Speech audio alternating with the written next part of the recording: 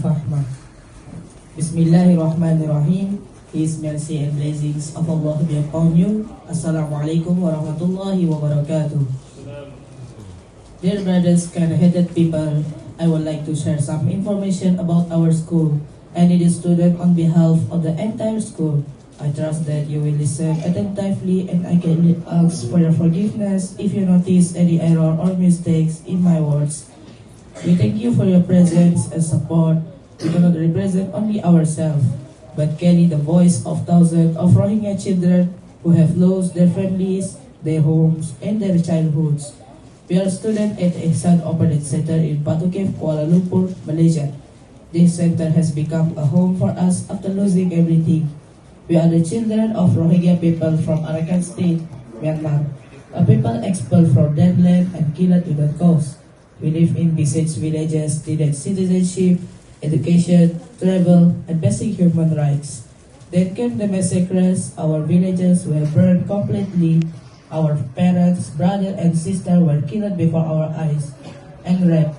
Eventually, we were hunted through mountains and forests. We had no choice but to flee.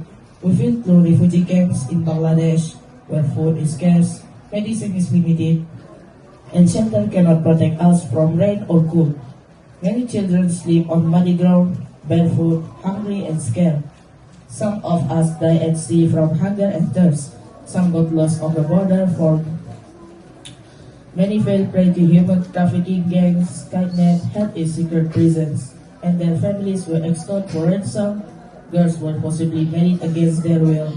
Children were sold into forced labor on farms or factories, and some have disappeared with no trace to this day. The harshest part of all, to become an orphan in such a harsh world.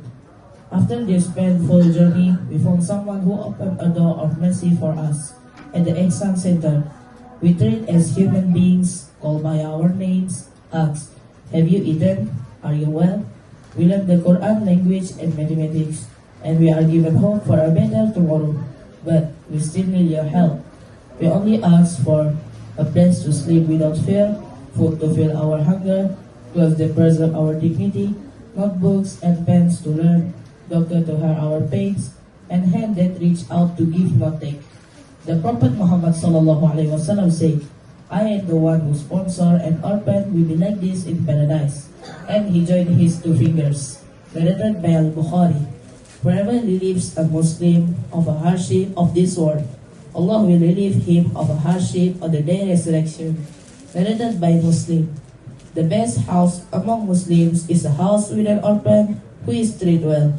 And the worst house among Muslims is a house with an orphan who is treated badly. Narrated by Ibn Majah. We appeal to you today to be support to us after Allah, to support the Ihsan Center to continue sheltering orphans, to help provide education and healthcare. May Allah reward you abundantly, bless your lives, raise your ranks, and grant you great reward in this world and the hereafter. Peace, mercy, and blessings of